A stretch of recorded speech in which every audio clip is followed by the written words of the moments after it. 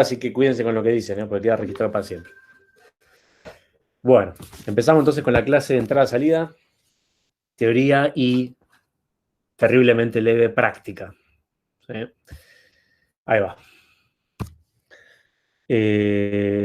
Bueno,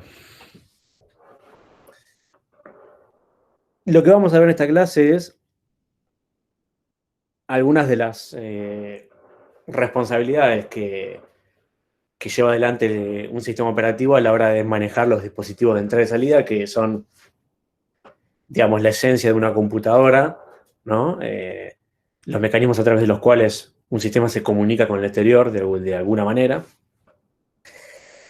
Y vamos a ver un poquito algunas cosas que se tienen en cuenta en los sistemas operativos para simplificar y facilitar el manejo de estos recursos.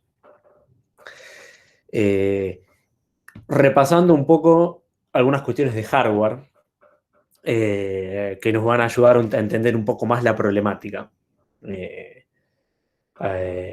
tiene que ver con esto, ¿no? Así que bueno.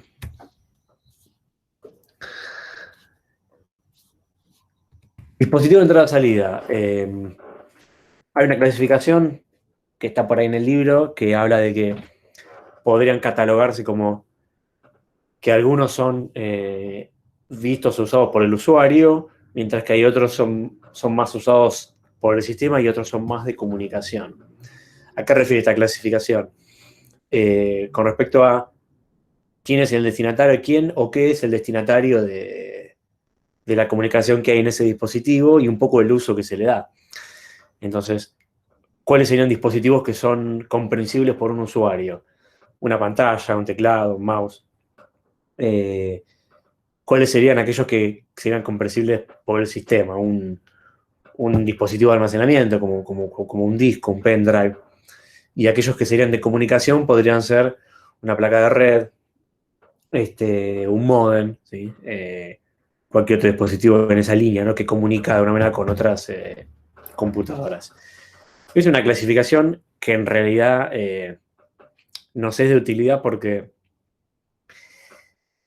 la naturaleza de los dispositivos que estén en cada categoría va a ser distinta, en el sentido de que las unidades de transferencia que van a tener y los requerimientos de tasa de transferencia, de velocidad de transferencia, van a ser distintos dependiendo de esas categorías y en general los que están dentro de una misma categoría más o menos manejan los mismos números.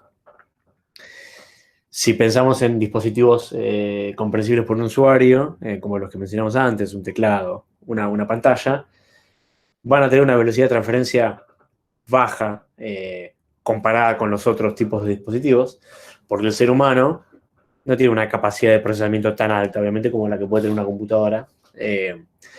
Si pensamos, por ejemplo, en la tasa de refresco de un monitor, llega un momento que la frecuencia se puede subir y lograr mejores resultados hasta que llega un nivel en el cual el ojo humano ya no distingue si una imagen está dibujada, voy a tirar fruta, ¿no? 10.000 veces por segundo o 50.000 veces por segundo, ya da lo mismo porque nosotros no distinguimos esa diferencia. Entonces, se requiere un tipo de velocidad, pero que va a ser baja comparado con nosotros. Y en general las unidades de transferencia en cantidad de información son chicas por los mismos motivos. Cuando ya pasamos a mecanismos comprensibles más por el sistema, las tasas de transferencia son más grandes. No piensen en el almacenamiento de un disco y las velocidades de transferencia de un disco para escribir y leer. Y después cuando pensamos en mecanismos de comunicación todavía más rápidas y con la necesidad de tener más protocolos para chequeos a la hora de enviar o recibir la información, ¿no? Si yo estoy comunicándome con el usuario, a veces hay cierto tipo de grado de error que es tolerable, ¿no? Si yo estoy dibujando algo en una pantalla o un parlante que está, ¿no? Que está eh, largando un audio y de alguna manera si hay un pequeño grado de error en la información, no hay mucho problema porque en general la información análoga, el oído humano está más o menos preparado para interpretarla igual, Mientras que por ahí cuando tengamos que tener comunicación entre dos placas de red a través de un cable, no es la misma historia, ¿no? Entonces se necesita un mayor grado de exactitud y entonces los protocolos que se tienen que implementar tienen mayor rigurosidad, ¿no? A pesar de que hoy en día, con el desarrollo de la inteligencia artificial, obviamente, algunas de estas cosas podrían empezar a cambiar en algunos aspectos, y obviamente que las computadoras empiezan a entender un poquitito más información difusa o no estructurada, digamos, ¿no? Pero a efectos de lo que estamos analizando nosotros, más o menos estas categorías van bastante bien. Entonces, acá están un poco las categorías, algunas de las que yo estoy hablando y otras que diferencian, o mejor dicho, las variables que diferencian a esas categorías, ¿no? La velocidad de transferencia, el tipo de uso que se le da, la unidad de transferencia, si son unidades más grandes o más chicas. Si yo pienso en un teclado, digamos, hasta hace algunas décadas la unidad de transferencia era un byte, un carácter, y ahora sigue siendo un carácter tal vez más grande, tal vez son 4 bytes Unicode, tal vez son 8 bytes, pero no mucho más, ¿no? Mientras que probablemente la tasa de transferencia en una placa de red sea a nivel de kbytes, ¿no? Y sea de, no sé, 32 kbytes, o unidades de ese estilo, ¿no? Eh, eh, y, y un poco también la forma en la que operan, ¿no? Si son sincrónicas o asincrónicas, en eso también difieren un poquitito. Entonces, ¿qué es lo que va a pasar con respecto a... Acá están un poco de diferencias de velocidades acá tomadas del libro, que está bueno como para comparar porque son estadísticas reales, ¿no? En bits por segundo, la tasa de transferencia que puede llegar a tener un teclado que está ahí abajo de todo y arriba la placa de red en el caso extremo, ¿no? Este panorama está planteado un poco como para entender que parte de la complejidad del sistema operativo radica en administrar todos estos dispositivos que pueden llegar a existir en una computadora, que son diversos, ¿no? Y naturalmente, como ya hemos visto en otros aspectos, va a intentar hacerlo de la manera más homogénea posible para, para no tener tantos casos particulares y poder tener un sistema que aún dentro de su complejidad es medianamente, medianamente simple. Entonces ahí un poco radica el desafío, ¿no? Cómo manejar todos estos dispositivos de manera homogénea, de manera razonable, para que para las aplicaciones, para el usuario, sean lo más parecidos posible, al menos aquellos que tengan puntos en común, ¿no? Eh, y, y que yo pueda guardar en cualquier tipo de dispositivo, o que mi guardado sea enviar un archivo por la red y que sea más o menos la misma cosa, y que el sistema operativo se encargue de resolver esas diferencias que puedan llegar a existir, ¿no? De mayor o menor chequeo de error, o de que la velocidad que le toma dejar un paquete en la placa de red es una, mientras que la velocidad que le toma dejarlo en un disco magnético es muchísimo más lenta. Eh, pero de alguna manera hacer como que para el usuario, para la aplicación, sea igual, ¿no? Entonces ahí están un poco esos desafíos.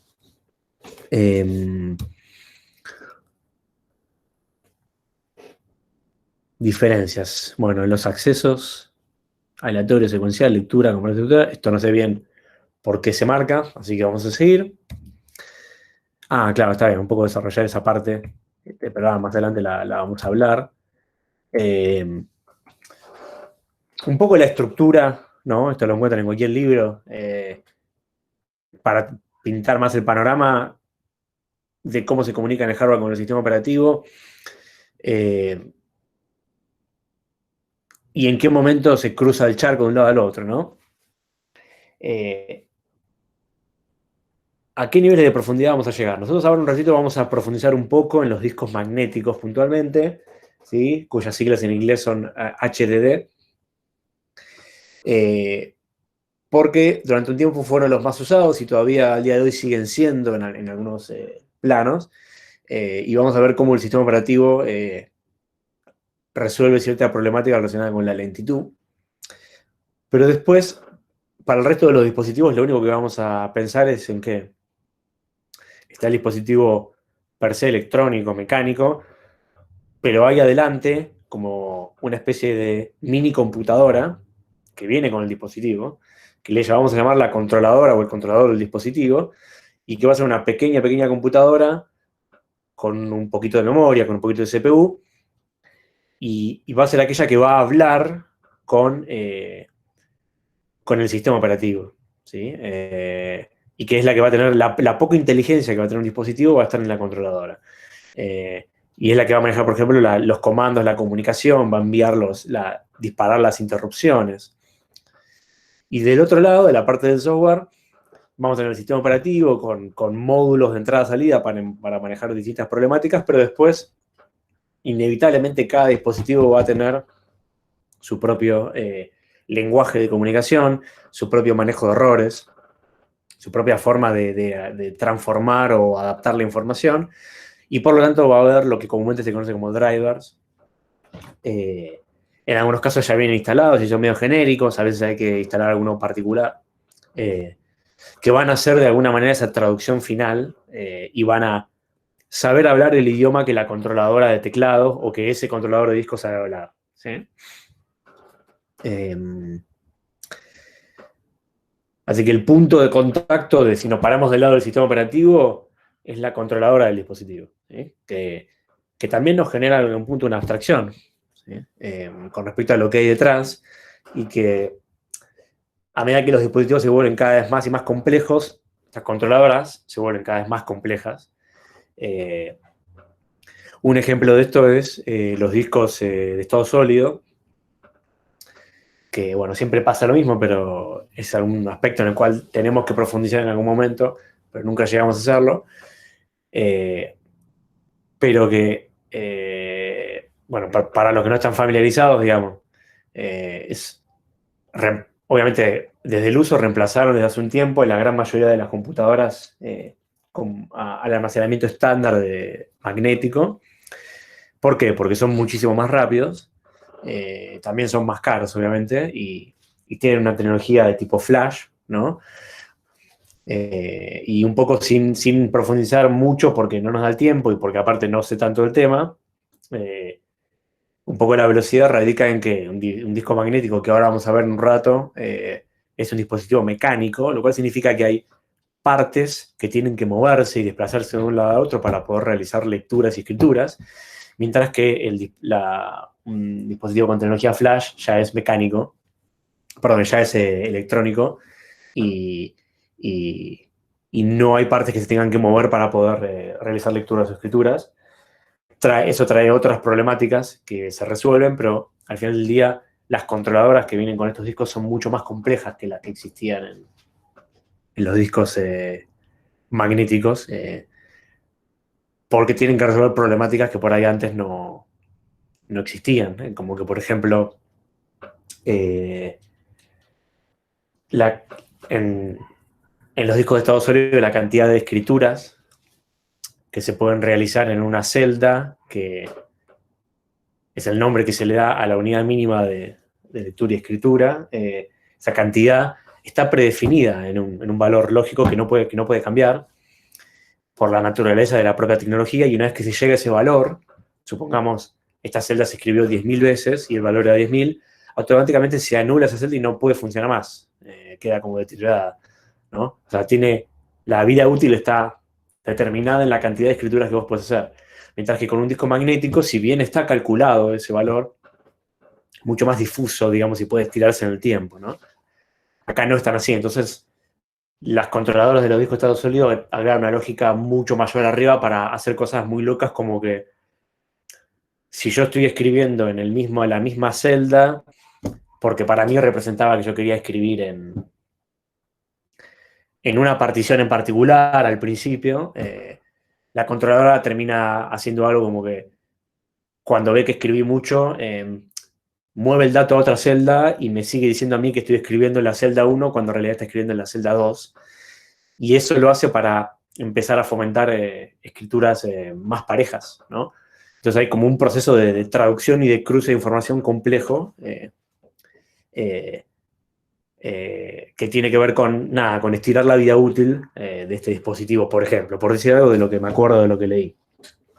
Pero bueno, otro ejemplo de controladoras de alta complejidad son aquellas para las placas de video, ¿no? Las placas de video de alto rendimiento para juegos, para modelado 3D, también tienen mucha complejidad ahí. Bueno, así que ahí estamos un poco con esto. Vamos a hablar ahora un poquitito de... No sé si me estoy acordando nomás, no. Bajamos un poquito a nivel hardware y vamos a hablar de los 3 tipos de entrada-salida. Dos que son como un poco legacy para llegar al último. Y eso es un tema que probablemente hayan visto en la clase de arquitectura de computadoras y vale la pena un poco repasar. Tradicionalmente existía un esquema de entrada-salida que llamamos programada. Un tiempo después apareció una entrada-salida por interrupciones. Naturalmente asociado a la aparición del mecanismo de interrupciones. Y un tiempo después apareció el mecanismo que hoy en día se usa, que es el de DMA, acceso directo a memoria, que usa interrupciones y le agrega algo más para hacer todavía más óptimo este proceso de realizar operaciones de entrada-salida, ¿no? Básicamente escribir o leer. Entonces, hacemos un poco el camino de cómo son cada una de ellas para llegar hasta la DMA. En una entrada-salida programada, y esto es un poco análogo a pensar en realizar una operación de manera sincrónica, quien controla todo el flujo de la operación es la CPU de la computadora. No de la controladora, sino de la computadora. Y una controladora del dispositivo tiene una lógica muy pequeña o casi no tiene inteligencia. Así eran obviamente las computadoras hace 1000 años atrás. O bueno, no tanto tiempo, pero creo que ya entiende la idea. Entonces, ¿cómo era un poco la mecánica acá? Acá tengo un puntero, no lo tengo.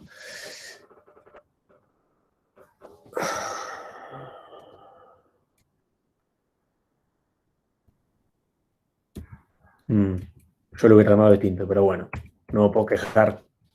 A PPT regalada no se le miran las diferencias, ¿no? ¿Qué es lo que ocurre?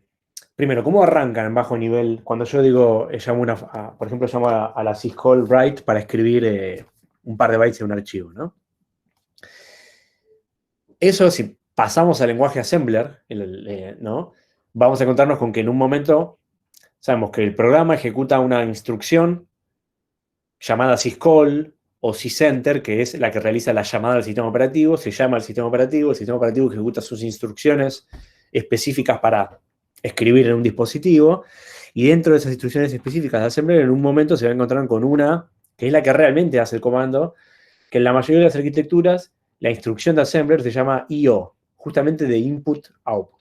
¿Sí? Así como estaba la instrucción add, o move, o jump, o JMP, ¿se acuerdan? Bueno, esta se suele llamar IO, y es una instrucción de assembler para realizar una operación de entrada-salida en algún IRQ, en algún canal de todos los que tenga la computadora. Y recibe ciertos parámetros, no vamos a ahondar demasiado en eso, pero en líneas generales, el comando que se está realizando, la dirección de los bytes, de dónde están los bytes en memoria RAM para leer, o los bytes de memoria RAM para escribir, ¿no? La cantidad de bytes que se quieren escribir o leer, algún otro parámetro más. Entonces, se ejecuta esa instrucción de assembler. Esa instrucción de assembler, la instrucción IO, es la que efectivamente le manda el comando. Acuérdense que estoy diciendo instrucción, ¿sí? Le manda el comando a la controladora del dispositivo para decirle quiero leer o quiero escribir, ¿no? Esa instrucción es privilegiada, ¿sí? Es una instrucción de assembler que no puede ser ejecutada por un programa que corre en modo usuario, ¿ok? Entonces, acuérdense que estamos en el contexto de que está ejecutando un sistema operativo, instrucciones pertenecientes a una syscall cualquiera, de entrada-salida, y eventualmente ahí se llama la instrucción IO, que es la que dispara el comando. Entonces, ¿cómo funcionaba la entrada-salida programada? Se manda esa orden de lectura al módulo de entrada-salida. viaja la información por el bus de datos, por el bus de control, etcétera, etcétera, y el dispositivo de entrada-salida empieza a realizar la operación, ¿no? Si fuera, por ejemplo, una lectura, ¿no? Yo quiero extraer datos, el dispositivo de entrada-salida va a buscar la información hasta que eventualmente la va a encontrar, y lo que va a hacer es disponibilizarla dentro de la propia memoria de la controladora. A veces se conoce como la caché de la controladora. Y en esta modalidad, en la modalidad de entrada-salida, el dispositivo va a llegar hasta ahí. O sea, va a buscar la información y la va a disponibilizar en alguna caché propia de la controladora y se va a quedar ahí. Entonces, ¿cómo se supone que funciona el mecanismo? Es la CPU de la computadora quien controla toda la operación y entonces, una vez que manda la orden, va a estar permanentemente leyendo el estado del módulo de entrada-salida, preguntando si la información ya está lista para ser leída o no. ¿Está bien? Es como si la controladora de entrada-salida tuviera un esquema de comunicación tipo servidor que solo responde lo que le preguntan y nada más.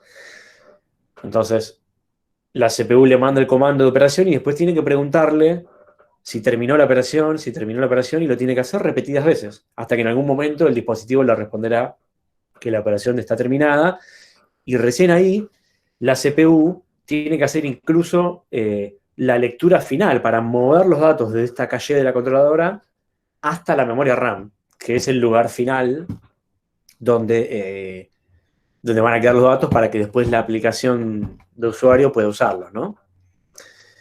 Entonces, ¿qué es lo que implica entonces este mecanismo de entrada-salida programada? Que hay en inglés a veces se llama pooling, ¿no? De estar constantemente preguntando de parte de la CPU si el módulo terminó o no terminó. Naturalmente, el problema que tiene este mecanismo, como se imaginarán, es que hay una especie de espera activa, digamos, es una espera activa a nivel de hardware, en el nivel más bajo posible, porque yo tengo que ocupar la CPU de la computadora para preguntar si hay una operación que terminó o no terminó, cuando en realidad la operación se está haciendo en el propio dispositivo y yo como CPU no puedo hacer mucho más para apurar la operación. No importa cuántas veces pregunte. Sin embargo, en una entrada salida programada tengo que preguntar. ¿Sí? Y segunda parte, cuando la información está lista, recién está lista es dejada en la controladora, en una caché de la controladora, entonces la CPU también tiene que hacer mover esos datos, ¿no? Mover significa llevarlos por el bus de datos hasta la memoria RAM, ¿sí? Que sería en este caso la última operación, esta que dice acá escribir palabra en memoria, ¿no? Es una lectura, pero yo al final tengo que terminar escribiendo la data en la memoria, ¿no? Para que después pueda ser usada. ¿Hasta acá? ¿Todo bien? ¿Alguna duda? ¿Ninguna? Bueno, cualquier cosa me interrumpen, ¿sí? Bueno, finalmente vino José Interrupción y dijo, ¿saben qué? Voy a inventar un mecanismo y a todos les gustó, ¿no? ¿Y cómo es esta idea? Cuando yo tengo que hacer la operación de entrada-salida, el sistema operativo ejecuta esa instrucción privilegiada para disparar el comando. Acuérdense, lo repito muchas veces porque me parece importante, es un comando de entrada-salida que se le envía desde la CPU hacia la controladora. No es una interrupción. ¿Sí? La interrupción va a venir después, en el sentido inverso, pero desde la CPU hacia el controlador se ejecuta un comando, ¿no? Y se le manda un mensaje por los bus de datos, ¿no? Entonces se ejecuta ese comando de quiero realizar una lectura de entrada-salida. Y después de eso, la CPU no tiene ya la obligación de estar activamente comprobando el estado a ver si terminó la operación, sino que va a ser el propio dispositivo el que cuando termine la operación y la información quede lista en la calle de la controladora, le manda una interrupción a la CPU para avisarle que la información está lista y ahí la CPU vuelve a ejecutar la lógica restante, pero ya sabiendo que lo que le falta es mover, ¿no? La información a la memoria RAM y nada más, ¿no? Así que, como se darán cuenta, se puede hacer un uso más óptimo del tiempo de la CPU porque ya no tengo que estar puleando, constantemente consultando si está o no está la información.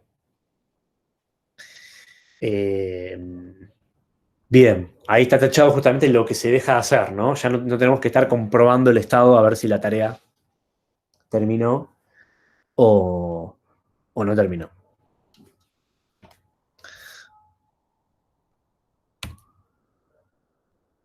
Acá están las comparaciones de las dos, ¿no?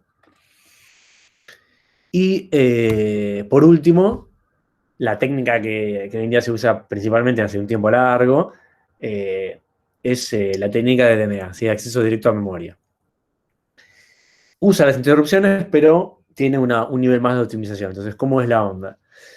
Se manda la orden al dispositivo, a la controladora, que decimos que es una controladora que soporta DMA, digamos, para disparar, para digamos, solicitar una lectura de algún bloque de datos de entrada-salida. La CPU se pone a hacer otra cosa, esto es igual que en el caso anterior, y cuando el DMA termina, le manda una interrupción. Pero ¿cuál es la diferencia? La diferencia está en que este módulo de acceso directo a memoria se llama así porque la controladora tiene una inteligencia mayor y puede no decirle no le va a decir a la CPU, acá está la información para que la vengas a buscar, sino que directamente va a escribir los bytes en la memoria RAM y dejarlos ya para que la CPU o el proceso los use, ¿sí? Entonces, ahí está la diferencia, ¿no? No solo a través de las interrupciones no hay que hacer un chequeo de si terminó la operación, sino que aparte el módulo de entrada-salida tiene la inteligencia suficiente como para sacar los datos desde la calle de la controladora y dejarlos en la memoria RAM. Eh, lo mismo si fuera una escritura, ¿no? Eh, se solicita la operación de escritura y se le manda al módulo de DMA no los bytes, sino la dirección en memoria RAM donde están los bytes que el módulo de DMA tiene que ir a buscar. Entonces, la CPU ya no tiene que hacer ese envío de los datos, sino que simplemente le dice, anda a buscar datos acá, y se pone a hacer otra cosa, ¿no? Y el módulo DMA entonces tiene un acceso directo a través del bus de datos a escribir en la memoria RAM o a leer de la memoria RAM. Eh, así como ese acceso también lo tiene la CPU, ¿no? Ambos tienen ese acceso. Eh, sin profundizar demasiado, ¿cómo se resuelve esta especie de posible condición de carrera que podría haber donde dos dispositivos podrían llegar a estar escribiendo en el mismo lugar, ¿no? La CPU y el módulo? Bueno, nunca ocurre eso. Siempre o está usando uno el bus de datos o lo está usando el otro. Eh, y se usa una técnica que se conoce como robo de ciclo, a través de la cual, eh, si recuerdan el ciclo de ejecución de una instrucción, que tenía muchas etapas, nosotros veíamos dos o tres, pero a veces puede ser más grande. Algunas etapas usaban el bus de datos y otras no usaban el bus de datos.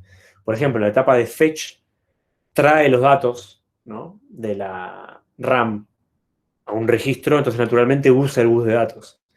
Pero la etapa de code, de codificar los datos, o la etapa de execute, donde eh, realizaba la operación, no usa el bus de datos.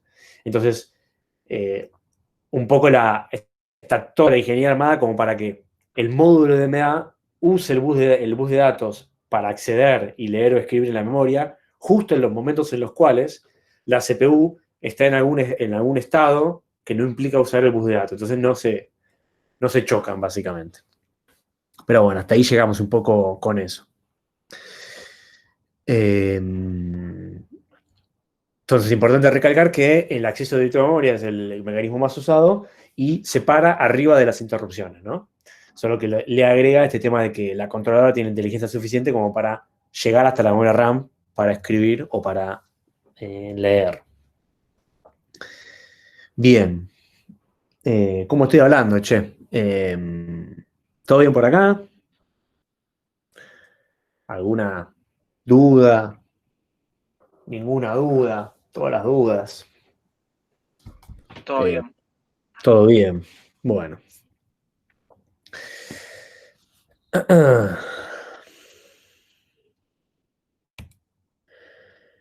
Acá está un poquito un código que las clasifica de acuerdo a cómo usan las interrupciones, ¿no? Cuando nosotros hacemos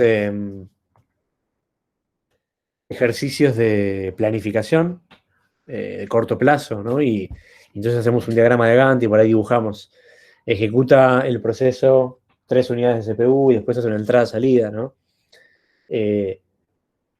Sin darnos cuenta, pero ahora blanqueándolo un poco más, estamos asumiendo que los dispositivos siempre usan DMA, ¿sí? Que hay interrupciones, que no se está usando la CPU para consultar el estado, sino que se avisa por una interrupción y que aparte los datos ya están listos ahí. Porque si quisiéramos representar un caso con entrada-salida por interrupciones solo o por programada, habría que graficar una complejidad mayor y no nos interesa cuando estamos estudiando un poco algoritmo de planificación y por otro lado no se usa tanto hoy en día ya, por lo tanto así que no merita conocerlo en profundidad tanto. Bien. Esta parte es un poco la parte sencilla y al mismo tiempo más me parece relevante, que tiene que ver con buffering. Cuando yo, por ejemplo, hago una lectura, ¿no? Como acá está puesto en el ejemplo, ¿no? Hago un fread de un mensaje desde un archivo.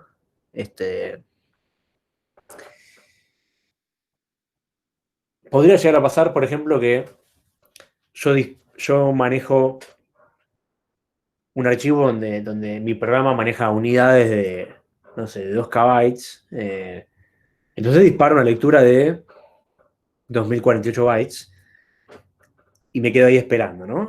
Fread, como read, es una operación por defecto bloqueante. Y el dispositivo de entrada salida que está del otro lado podría, es muy probable, pero podría no tener las mismas unidades de lectura y escritura. No estoy hablando a nivel file system, sino un nivel más atrás todavía, en el dispositivo. En los sectores del disco magnético o en las celdas del disco de estado sólido, por ejemplo, podría llegar a pasar que esa unidad sea de, no sé, 1 KB, ¿no? Y yo estoy pidiéndole al dispositivo leer 2. Entonces, eso se va a terminar traduciendo en leer 2 sectores o 2 celdas continuas de ese disco, pero naturalmente el sistema operativo no puede decirle al proceso que la operación ya está lista cuando se realizó la lectura del primer sector, porque yo pedí 2048 bytes, ¿no? Entonces, si el tipo me responde y me dice ya está, y en realidad había una parte y me está trayendo la otra, eso puede producir problemas. Pero no se le puede pedir al dispositivo, quiero 2048 bytes si el dispositivo tiene una unidad de transferencia de 1024. ¿Está bien? Hay que pedirle uno y después hay que pedirle el otro. Por lo tanto, ahí hay una diferencia entre la unidad de transferencia, entre quien la quiere consumir y entre quien la quiere escribir. ¿Está bien? Bueno, ¿cómo resuelve eso el sistema operativo? Con buffering. ¿Sí? Buffering es una estrategia que consiste básicamente en guardar la información en un lugar temporal intermedio cuando todavía no está lista, ¿sí? Hasta que esté lista y recién ahí llevarla al lugar apropiado. Entonces, en este caso, el sistema operativo lo que va a hacer es usar un pedazo de la memoria RAM como buffer de entrada-salida, ¿sí? Y los bytes que están siendo leídos de a sectores, supongamos, del dispositivo, se van guardando parcialmente en algún lugar predefinido por el sistema operativo. Y recién cuando se leyeron todos los bytes que el proceso había pedido, entonces el sistema operativo va a desbloquear al proceso y le va a decir la información ya está lista.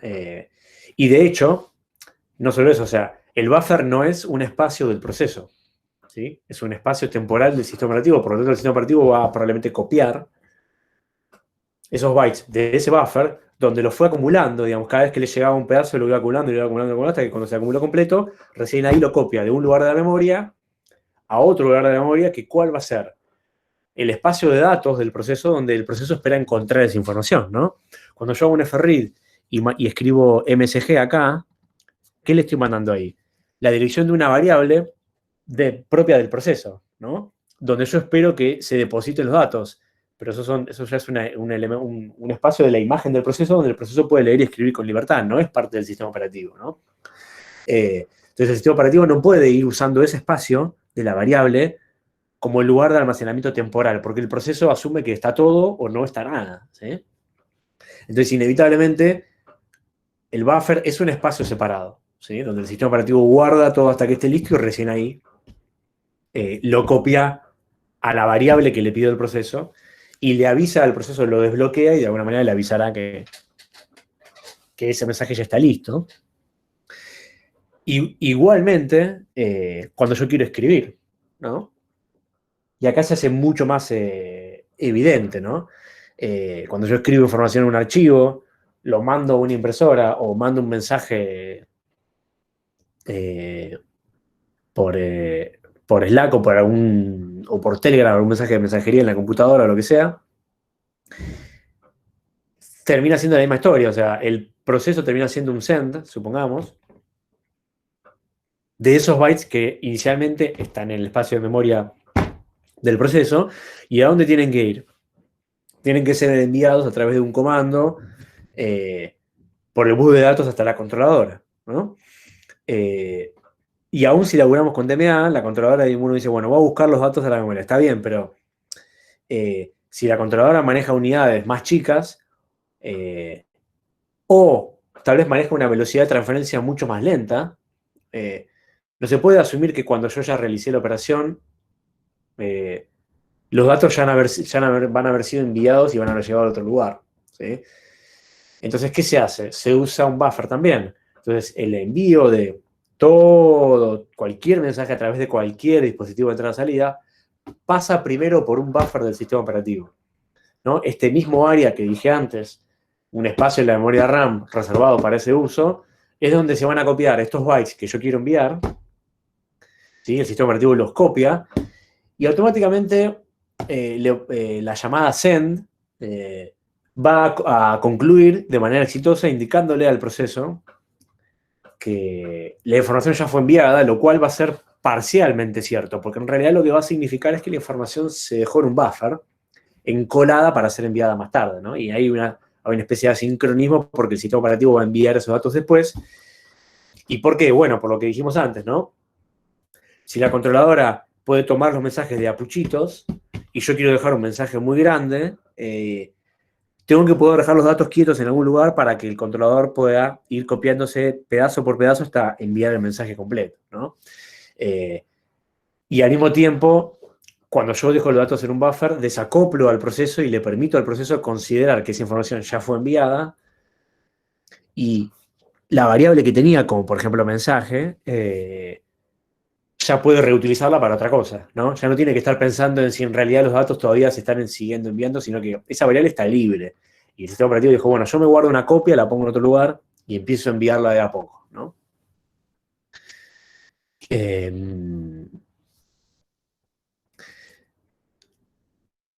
Se dice, de hecho, si leen la documentación de la función send de sockets en Linux,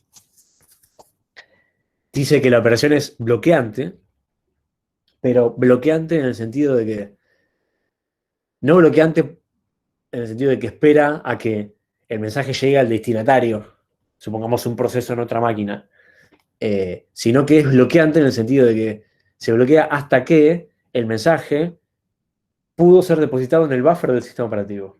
Se bloquea hasta ese momento. Una vez que el mensaje llegó al buffer, ¿sí? Ya está. La función send considera que su objetivo está cumplido, ¿sí? Lo cual nos da un poco la idea de que ese mensaje al final del día podría no llegar. ¿Qué pasa si justo en el medio yo apago el router, ¿no? ¿Qué probabilidades hay de que logre hacer algo así, ¿no? Como un ser humano, pero podría haber cualquier tipo de problemas en la red que haga que el proceso llamó a la función, cree que el mensaje se envió y en realidad todavía no se terminó de enviar o no se envió nunca, ¿no? Ahí entran en juego un montón de protocolos de red.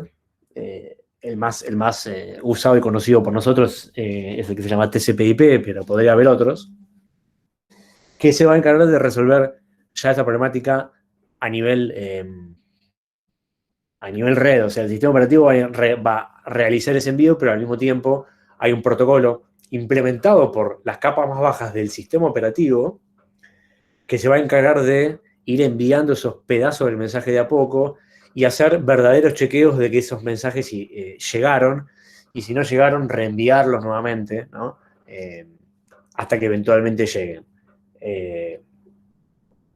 No es así en todos los protocolos, ¿no? Algunos protocolos de red son un poquito más laxos, como UDP.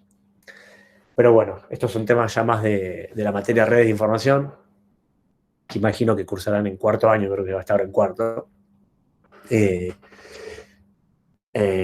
Pero bueno, es un poco, se mezclan un poquito los temas de acá. Entonces,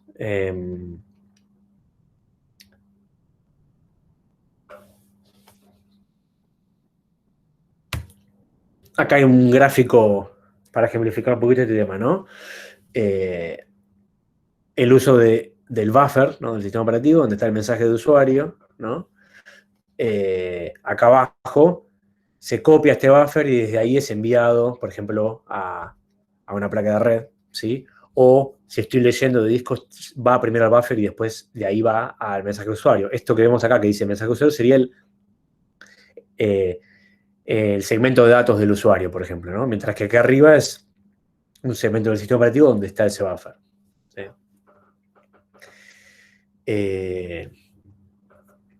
Bien. Entonces, este buffer me ayuda a resolver un montón de problemas, pero principalmente problemas que tienen que ver con diferencias en las unidades de transferencia, donde el dispositivo al cual quiero enviar datos o al cual quiero recibir trabaja en unidades más chicas o más grandes, entonces el buffer ese acumula y acomoda la información. Y segunda gran cuestión muy importante, diferencias en velocidades, ¿sí? Donde yo por ahí quiero escribir en un disco que tarda mucho en escribir una cantidad de información, pero copiar los datos desde el espacio de usuario al buffer, que también es memoria, es muy rápido, entonces me permite al proceso actuar como si la escritura hubiera sido tan rápida como copiar los datos en memoria RAM, y que el proceso se desentienda de eso y siga trabajando, y después diferir esas escrituras, ¿no? Desacoplando al proceso de la lentitud que está ofreciendo el disco, ¿no? Así que esa es la otra ventaja, ¿no? Amortiguar esa diferencia de velocidades. Obviamente tiene un límite esto, ¿no? Si el proceso escribe muchísimo más rápido de lo que el disco puede recibir la información, naturalmente ese buffer tiene un tamaño limitado, se va a empezar a llenar, se va a empezar a llenar, se va a empezar a llenar, y va a llegar un momento en que la operación le va a dar error al usuario porque el buffer va a estar lleno, ¿sí? Eso podría pasar también. Así que no es una solución infinita, digamos, ¿no? Pero en líneas generales funciona obviamente bastante bien. Acá está un poquito lo que dije, ¿no? Pasado en limpio, las principales problemáticas que resuelve, y ahí acá hay una definición, ¿sí? Que tenganla ahí presente, porque está bueno para terminar de consolidar este concepto, ¿sí? Yo a la definición le agregaría que es un área de memoria temporal, ¿sí? Que almacena datos de manera temporal mientras se transfieren entre un lugar y otro, ¿no?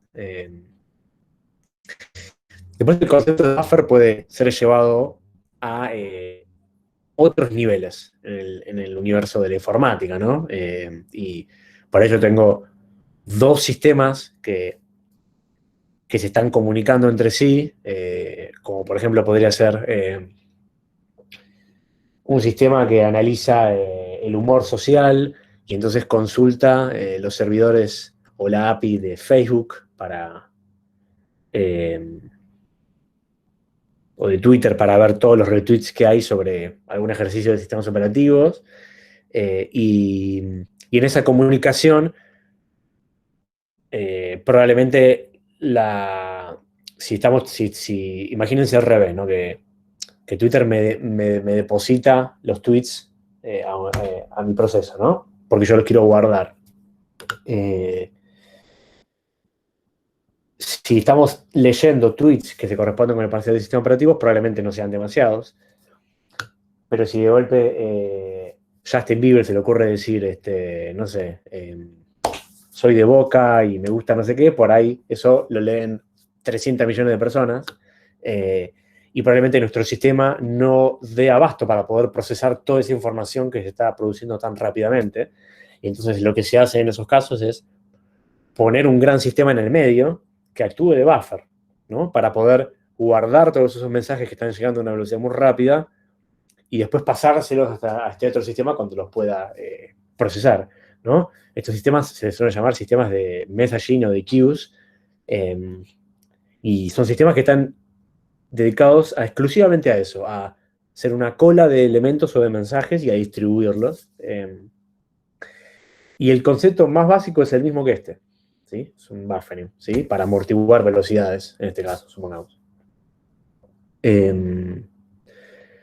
el ejemplo de Justin Bieber me viene a colación porque hace un tiempo trabajé en una empresa que hacía se dedicaba a lo que se llama Social Media Listening o Analytics, ¿no? Y consultaba toda esta información de Twitter y de Facebook y de YouTube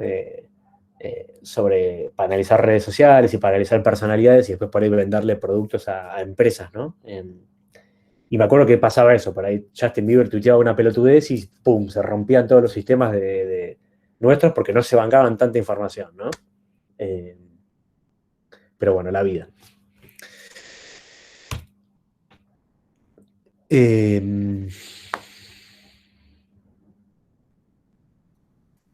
Acá hay un tema interesante que es una relación que existe entre la estrategia de buffering y la memoria virtual.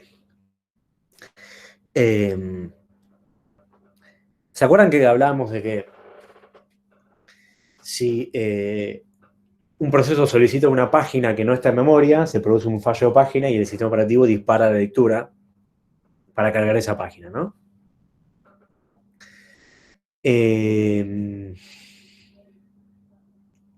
Si esa página que se estaba trayendo a memoria no tenía lugar donde ser ubicada o porque se había llegado al máximo de ese proceso o no había más lugar en la memoria RAM, se tenía que llevar adelante un reemplazo de página. Ese reemplazo de página implicaba un algoritmo, bueno, etc. Entonces ahí la cuestión venía en que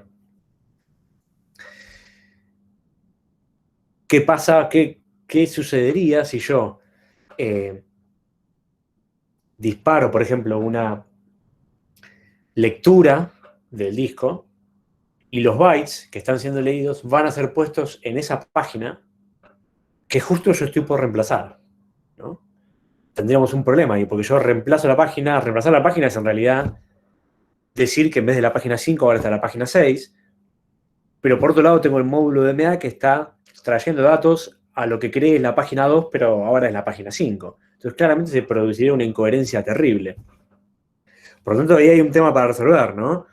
Y este tema es básicamente que si yo estoy realizando una operación de entrada-salida, si una página está involucrada en una operación de entrada-salida, no puedo reemplazarla hasta que esa operación termine, a menos que, digamos, si yo no puedo reemplazarla, ¿qué es lo que tengo que hacer? Y esto que lo vimos, se hace lo que se llama loquear las páginas, ¿sí? Hay un bit en la tabla de páginas de lock que está en 1 y que significa que esa página, no importa lo que diga el algoritmo de reemplazo de páginas, si tiene ese bit en 1, no puede ser reemplazada y, por ejemplo, se podría usar en estos casos, ¿no? Pero una alternativa a tener que bloquear las páginas involucradas en operaciones de entrada-salida, una alternativa, ¿cuál es? El uso de buffering. Si yo, en vez de llevar los datos desde el módulo de DMA a la página de memoria, primero los estoy llevando un buffer, me desacoplo completamente de esa página. Entonces, esa página puede ser reemplazada sin ningún problema. Total, yo sé que cuando llegue el momento de mover los datos del buffer a la página, ahí me voy a dar cuenta que la página no está y se producirá otro page fault. Pero por lo menos no voy a tener una incoherencia entre el módulo de DMA, que no entiende nada de páginas, ¿no? Y el algoritmo de reemplazo de páginas que reemplazó una página cuando la otra se estaba usando. No sé si se entiende esto y quedó alguna duda. O sea, la estrategia de buffering permite, como las operaciones de entrada-salida se realizan contra otro espacio y no contra la página directamente, permite no tener que bloquear las páginas involucradas en una operación de entrada-salida y que esas páginas sean reemplazadas. Obviamente no va a ser lo ideal, porque yo reemplazo la página 8, el buffer se completa y cuando finalmente tiene que moverse a la página 8 no está, se produce un fallo de página, ¿no? Va a ser todo un poco más lento, ¿no? Pero permite que el algoritmo de reemplazo funcione de manera transparente y que todo siga su curso, ¿no? Así que son dos maneras de resolver un poco el mismo problema, ¿no? El bloqueo de páginas o el uso de buffers como espacios intermedios y no bloquear las páginas, ¿no? Bueno, todo eso es lo que decía este grafiquito que hay acá.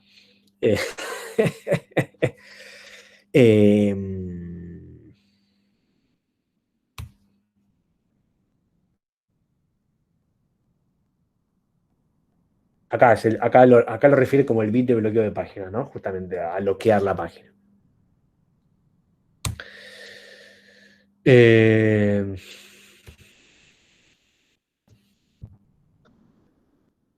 ¿Cómo venimos de hora? Las 8. Bueno, yo creo que vamos a avanzar un poco más, pero tal vez podemos hacer esto de un tirón, tal vez no, veremos.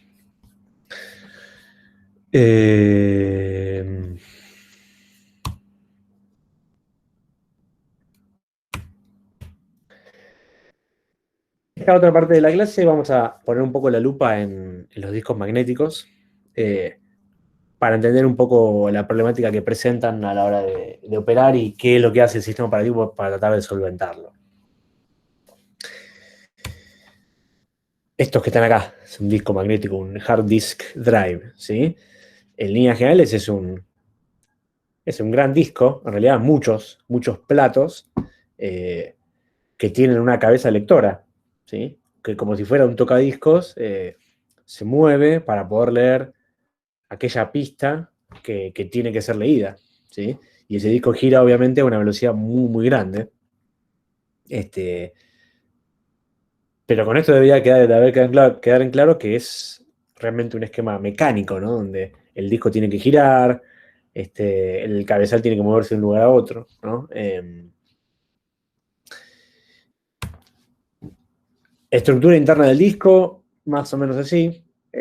Si lo miramos de arriba, ¿no? Y decimos, bueno, esto es una cara de un plato de un disco, ¿no? Los platos van a tener dos caras y van a poder ser escritos y leídos en ambas caras.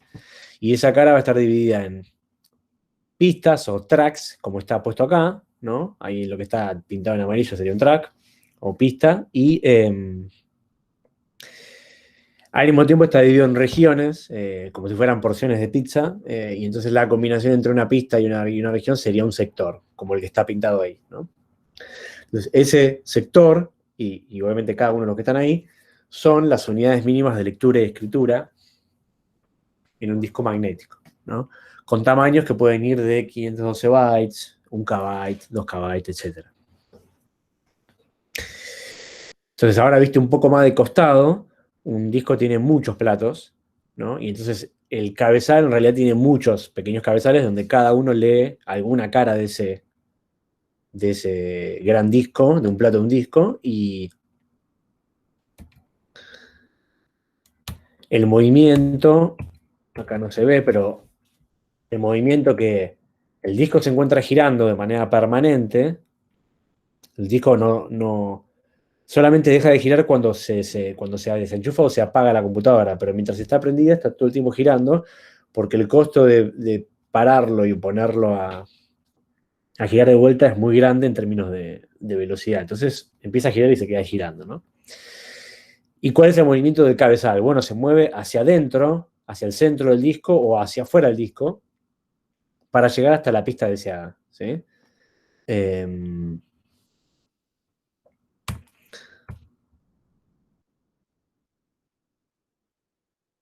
Le falta una flecha para marcar eso, bueno, pero creo que quedó.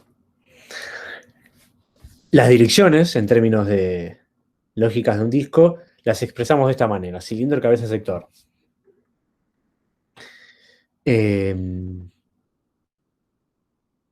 La cabeza se refiere a el brazo, que está leyendo en particular, que se está usando para leer, yo que sé, este primero de acá arriba, este segundo, o el que estaba acá abajo, ¿no?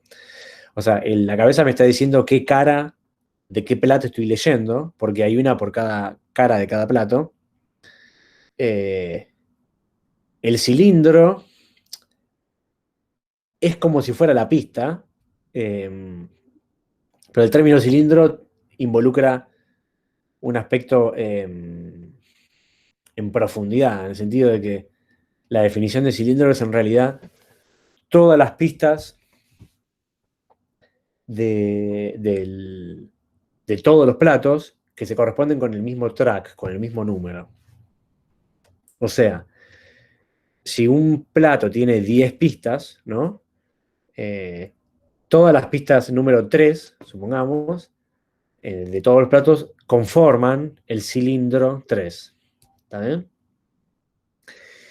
Eh, entonces, al final del día, si yo pienso en el cilindro 3, pero después digo que estoy en la cabeza 3, al final del día yo ya sé exactamente qué pista es.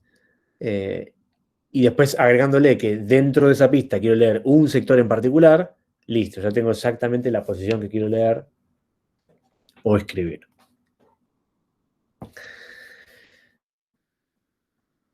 Entonces, la controladora entiende este idioma, ¿sí? Las direcciones tienen que estar expresadas así. El driver, que es la última capa de software del sistema operativo, se encarga de traducir las direcciones que el sistema operativo las va a ver en forma de sectores lógicos, como están viendo acá a la derecha. O sea, como si todos los sectores estuvieran uno al lado del otro y estuvieran numerados decimalmente. Y va a traducir eso a este formato. ¿Sí?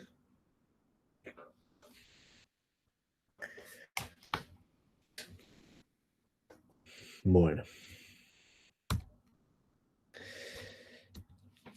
Conocemos un poquito de esto y esto nos da pie entonces para poder explicar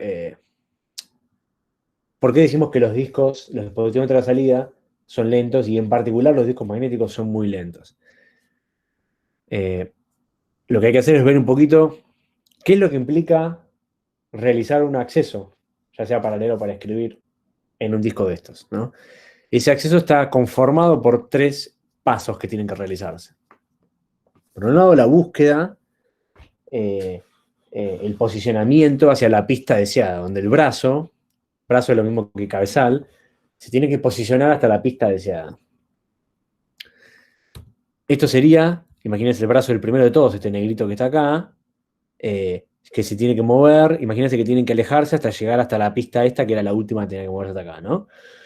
El segundo tiempo que tiene que ocurrir es lo que llamamos latencia rotacional, y es un tiempo que tarda, si yo estoy parado acá, ¿no? Y quiero leer este sector que está acá, tengo que esperar hasta que el disco gire, hasta que el sector esté pasando por debajo del cabezal.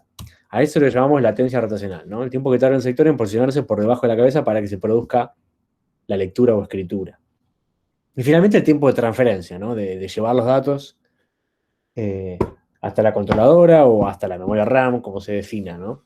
Entonces esos 3 tiempos son los que involucran un acceso y en general, más allá de conocer un poco esta clasificación, lo más importante que me parece que tienen que llevar es que este primero que vemos acá, que es el tiempo de búsqueda, ocupa el mayor porcentaje de todo el tiempo del acceso a sectores, es la parte más lenta, digamos, ¿no?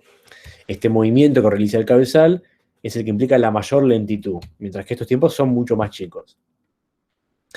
Por lo tanto, el sistema operativo, cuando se encuentra con estos discos, trata de hacer algo para trabajar un poquito este problema que hay acá, ¿no? El tema de que moverse de una pista a otra es el paso que lleva más tiempo, ¿no?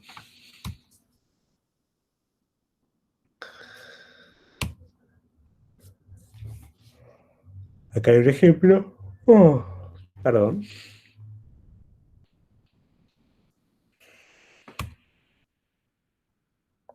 Entonces, lo que vamos a ver ahora es algunos algoritmos de planificación de disco, así como habíamos visto algoritmos de planificación de la CPU, y en algún momento preguntaron qué pasaba con el disco.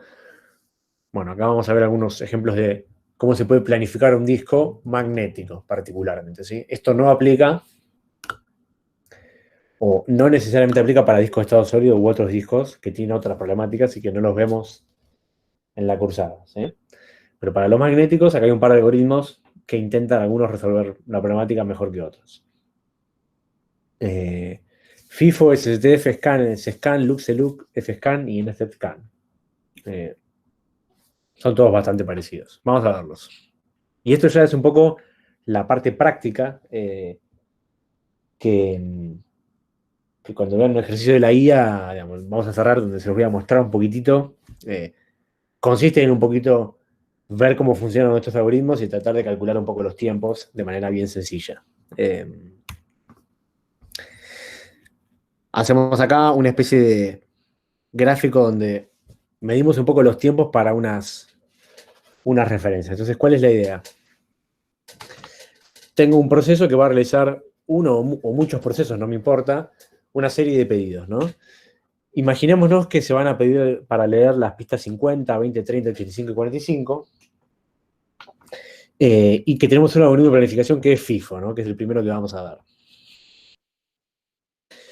Primero les hago una aclaración. Acá estamos haciendo una hipersimplificación, porque los pedidos, acuérdense, no son solamente por número de pista, ¿no? Un pedido tiene que tener este formato, ¿sí? Cilindro, cabeza, sector.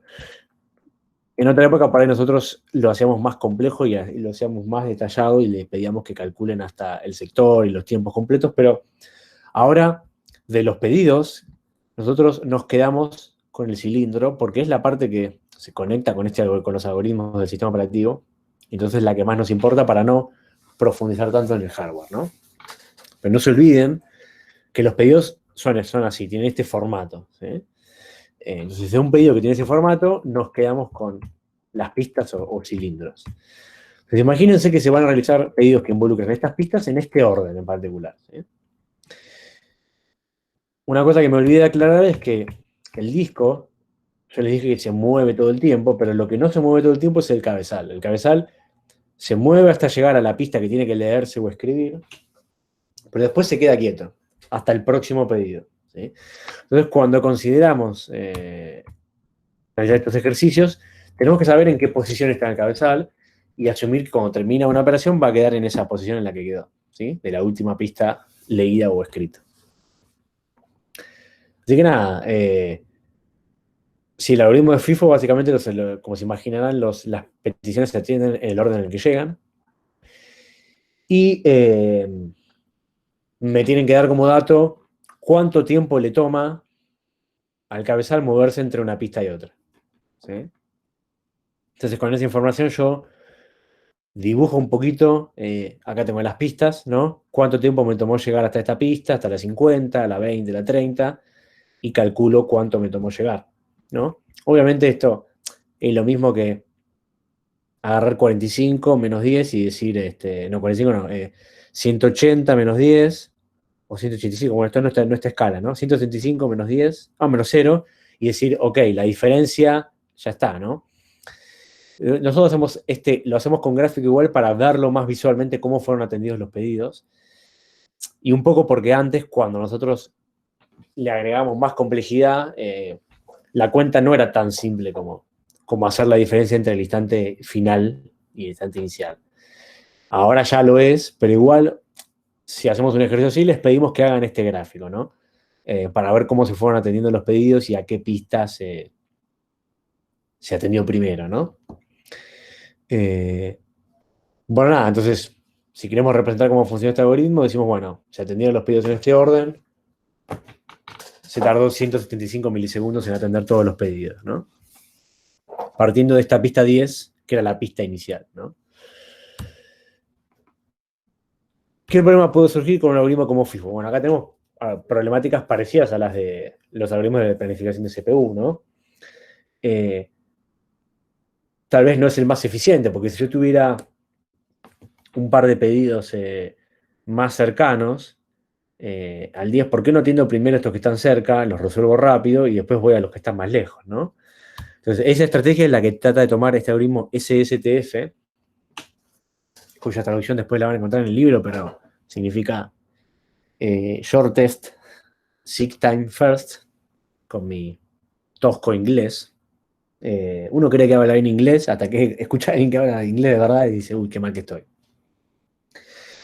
Que es de alguna manera el equivalente o el análogo al SJF en planificación. El SJF buscaba la ráfaga más corta, este lo que busca es el camino más corto en términos de pista. ¿Sí? ¿Cuál es? Voy a atender a aquel cuya distancia entre la pista en la que estoy y a la que quiero ir sea la más corta posible. ¿Sí? Es el criterio de este algoritmo. Entonces, si tengo estos pedidos de acá, cambia la forma de ordenarlo, ¿no? Los tengo que ordenar si mi posición inicial es la... Ah, bueno, acá igual cambió el contexto, ¿no? Porque estamos parados en la pista 40 y tengo estos pedidos. Entonces, ¿qué hago? Bueno, voy primero a la 45, que es la más cercana, ¿no? Después voy a la 50, que es la que le sigue más cercana, y de ahí a las próximas siempre la más cercana primero, ¿no? Hasta que al final voy acá. Una pregunta, Iván. Sí. El disco gira siempre en el mismo sentido, así que, o sea, entiendo que de la 45 a la 50 está cerca, pero de la 50 a la 30 tenés que dar toda la vuelta, o estoy pensando mal. No, o sea, lo que pasa es que hay dos conceptos distintos. El movimiento entre pistas es direccional, o vas para adelante o vas para atrás. Y el movimiento de discos es de rotación. Ah, ok, Y ok. acá no estamos considerando los sectores. Entonces, vos te movés de manera lineal para un lado o para el otro, pero entonces la distancia es la misma. La verdad que esto es mucho mejor si lo puedo graficar. Vamos a ver si me sale. Digamos. Esto puede salir muy bien o muy mal. Ay, no tengo el celular. Claro, acá como que en realidad es como si no leyera un disco y leyera de una línea, en realidad. Claro, bueno. Vamos a ver qué sale, ¿eh? Ustedes ya saben qué esperar cuando voy a hacer esto, digamos. ¿Ese es el disco? Bien, bien ahí. Ya estás entrenado. Entonces, acá tengo un disco con dos pistas, ¿no? Y vamos a dibujarlo un poquito más con más grosor. Acá yo tengo un cabezal.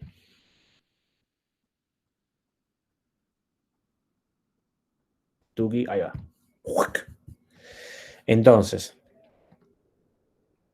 el disco gira siempre en un sentido, supongamos para allá. ¿Sí? Me faltó acá las porciones de pizza, ¿no? Tuki, tuki, ahí va. Pero, ¿cómo se mueve el cabezal? Que eso no estaba en el gráfico. Por eso tengo que apelar a mi arte, a pesar de que yo sé que ustedes lo están disfrutando, ¿no? El cabezal se mueve en este sentido, para allá, ¿sí? O para allá. O sea, el cabezal va para leer hasta llegar a esta pista o se mueve para atrás hasta llegar a esta pista que está atrás. ¿Se entiende? Entonces, ir de la pista 0 a la 1 toma lo mismo que ir de la 1 a la 0. ¿Se entendió esa parte? ¿O no? Esta sería, por ejemplo, voy a hacer un poco de control Z y voy a decir qué colores me quedan. El rojo acá. Esta es la pista 0, ¿no? Esta es la pista 1. Toda esta, ¿no? Es todo esto que está acá. Entonces, de ir a la 0 a la 1, al cabezal le toma el mismo tiempo, si vas de la 0 a la 1 o de la 1 a la 0. ¿Está? Y nosotros estamos ignorando el tiempo que toma la latencia rotacional. Lo estamos ignorando en el ejercicio que estamos haciendo. Entonces, al final termina siendo muy lineal. No sé si esto ayuda un poquito a clarificar. Si no, decime. Ok. Sí, sería un quilombo si tuviera que esperar a que dé la vuelta, si es que no llego a leer. Sí, antes se hacían así. O sea, básicamente lo que vos hacías era calculabas cuánto tiempo te tomaba llegar, por ejemplo, de la pista 0 a la 1 y te fijabas cuántos sectores había girado el disco en ese momento, ¿no? Porque conoce que el disco está moviéndose todo el tiempo. Calculabas en qué sector te habías quedado. Vos por ahí estabas arriba de este sector, pero tenías que esperar a este. Entonces tenías que esperar a que el disco terminara de girar para que este sector llegara a estar por abajo y recién ahí decías, ahora estoy leyendo el dato, realmente. ¿no?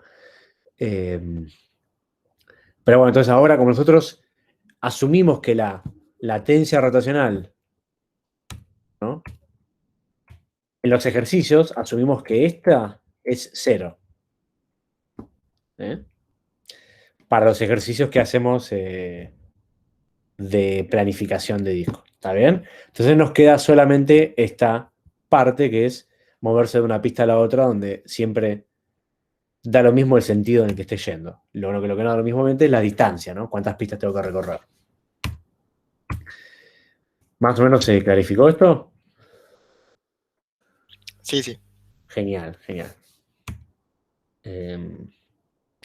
Bueno, entonces tardamos menos tiempo acá, obviamente atendimos las más cortas primero. ¿Cuál es el problema que obviamente puede tener este tipo de algoritmos, el SSTF? Starvation. La visión, ¿sí? Exactamente.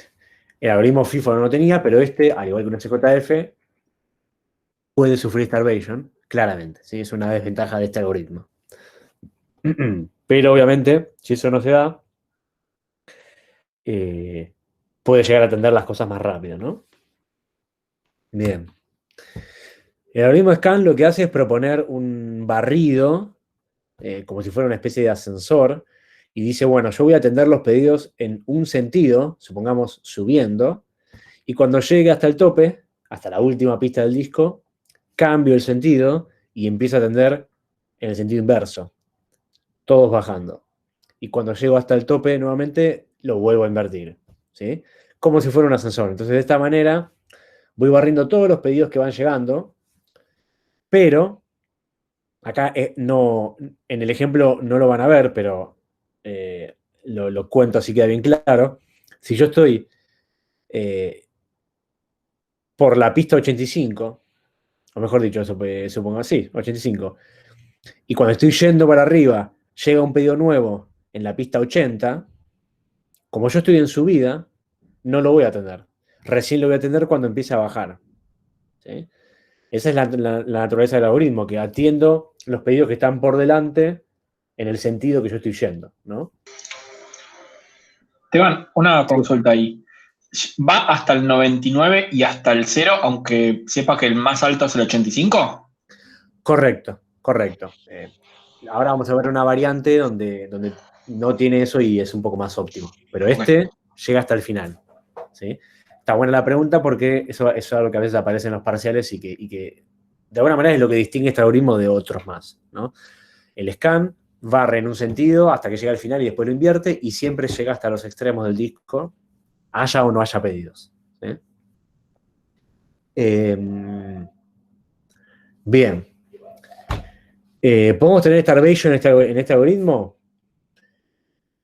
Inicialmente uno diría que no, pero nosotros decimos que sí porque hay un caso excepcional que dependiendo de cómo esté implementado el algoritmo podría evitarse, pero nosotros lo asumimos que sí como cátedra, y es que si yo tengo muchos pedidos en la misma pista en la que estoy atendiendo, supongamos que estoy yendo al 85 y llegan más pedidos en la pista 85, y antes de que termine de atender los que estoy atendiendo llegan más pedidos a la pista 85, nosotros asumimos que ahí se puede producir starvation. ¿Sí?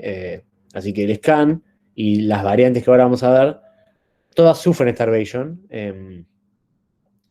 por este caso especial. ¿Sí? Por la llegada de repetidos pedidos a la misma pista que está siendo atendida en un momento, ¿no? El C-scan es como el scan, pero atiende en un solo sentido, no invierte el sentido. Entonces, decide un sentido que va a mantener, por ejemplo, atiendo en subida, y cuando llega hasta el tope, también llega hasta el final Es como que baja de golpe, usando alguna magia mecánica, que Dios sabe cómo será, en un tiempo despreciable, y vuelve a atender en el mismo sentido. Por ejemplo, en este caso, siempre en subida. ¿Sí? La C es de circular scan. Hay una variante ahí para analizar. Look y C-look son como el scan y el cscan, pero se diferencian en lo que habían preguntado antes. El look no va hasta el final del disco siempre, sino que va hasta el último pedido. Es un poco más óptimo.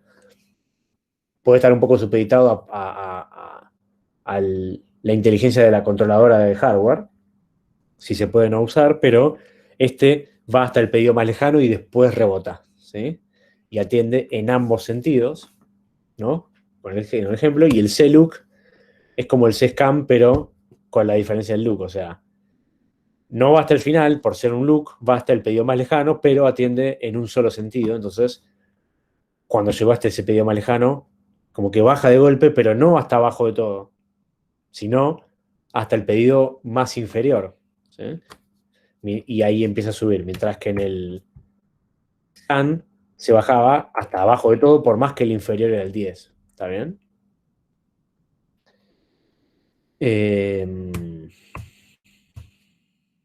Bien.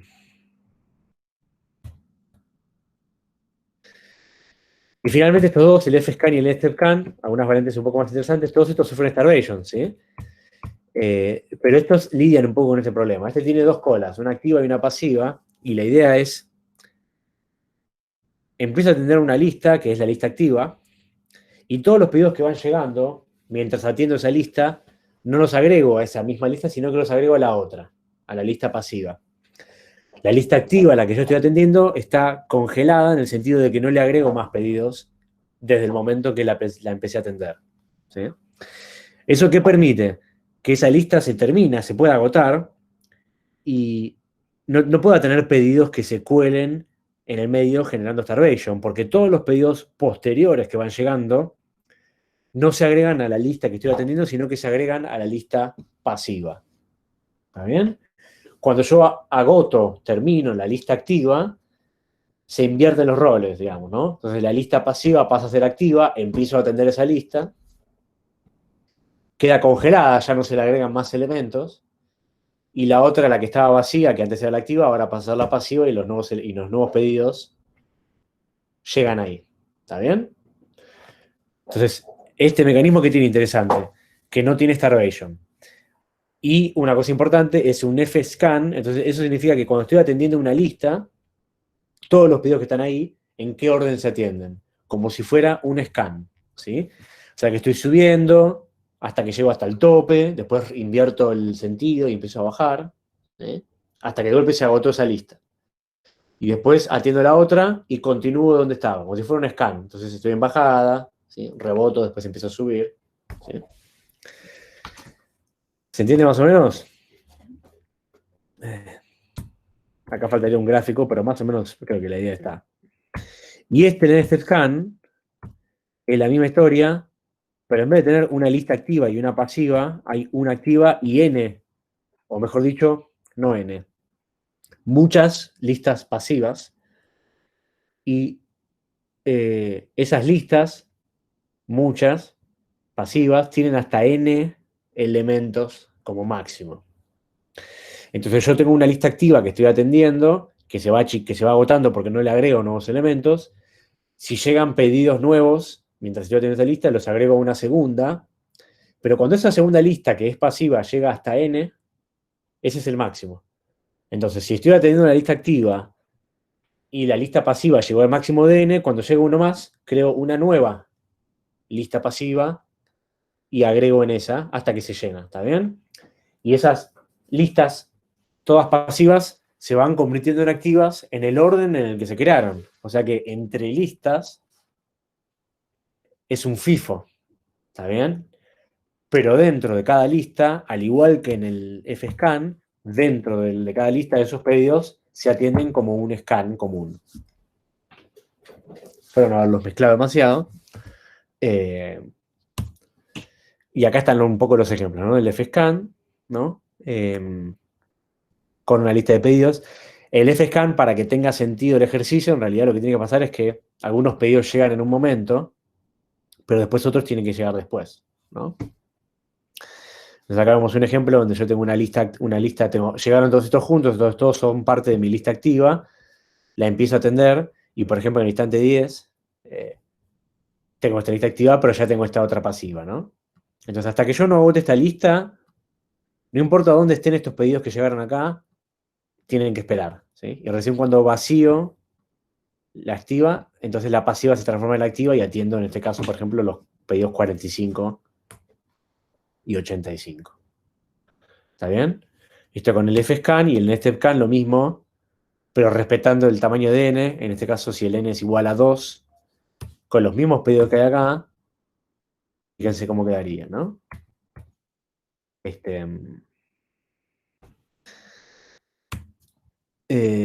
Bien, esta cuentita que aparece acá,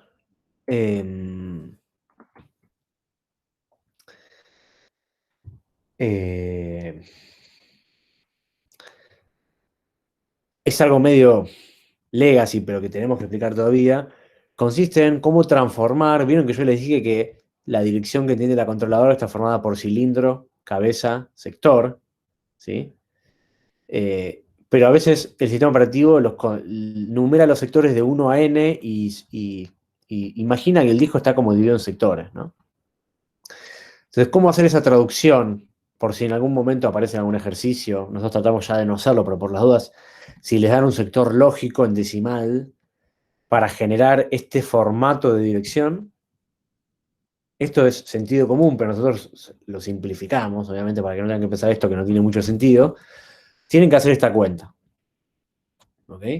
Con la información de cómo está conformado el disco, un disco tiene una cantidad de cabezas, por ejemplo, en este caso 6, una cantidad de sectores por pista, por ejemplo, 1, 2, 3, 4, 5, 6, 7, 8, 9, 10, 11, 12, 13, 14, 15, si no conté mal, por ejemplo, 15 sectores por pista, y una cantidad de pistas, que acá no lo vemos en el dibujo, pero acá, por ejemplo, serían 1, 2, 3, 4, 5, 6, 7 pistas, ¿sí?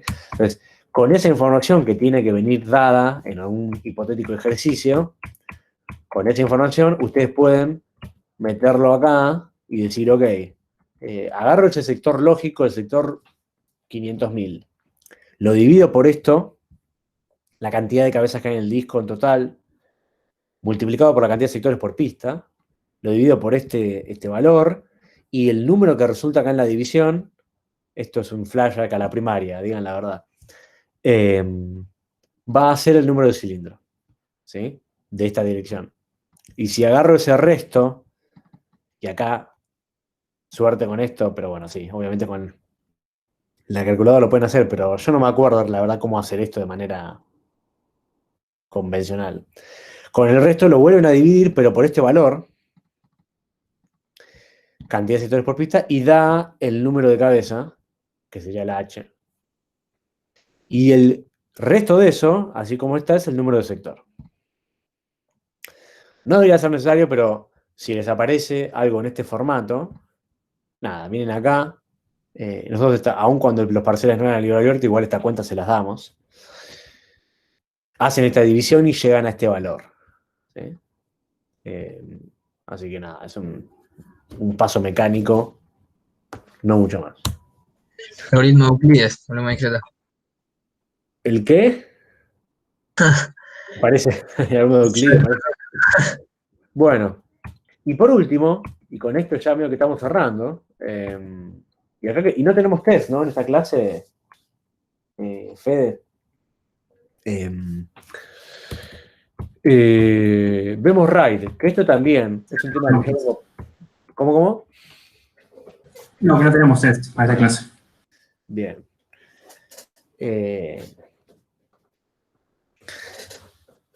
RAID es un tema que no deberíamos ni darlo. No, pero bueno, se venía dando, lo estamos dando. Debería verse exclusivamente en arquitectura de computadora, pero bueno. La vida. Tiene que ver con entrada-salida, ¿sí? A pesar de que yo creo que no deberíamos darlo en sistemas operativos. Redundant Array of Independent Disk. Es una estrategia para poder maximizar la velocidad en las operaciones de lectura-escritura, dado que los discos suelen ser lentos. Aún los discos de estado sólido, que son mucho más rápidos, no es lo mismo que traer la data en la memoria RAM, ¿sí? Aunque hoy en día cada vez aparecen todavía algunos más rápidos, pero bueno, otro tema. Entonces, ¿qué fue lo que se inventó hace un tiempo y se usa mucho hasta el día de hoy? Básicamente, en vez de tener la información en un solo disco, tenerla en muchos discos, distribuida. ¿Sí? Pero ver a ese conjunto de discos como si fuera uno solo. ¿Sí? Y digo, si yo tengo un disco que puede leer información a 1 KB por segundo, si yo quiero leer 2 KB, me va a tardar 2 segundos, o como mínimo, ¿no? Naturalmente. Pero si yo tengo 2 discos y tengo 1 KB en un disco y otro KB en otro disco, ¿cuánto va a tardar la lectura? 1 segundo. Entonces, dupliqué la velocidad, ¿no? Esa es la esencia de la existencia de los sistemas RAID. Distribuyo la información y entonces puedo hacer lecturas paralelas y maximizar la velocidad.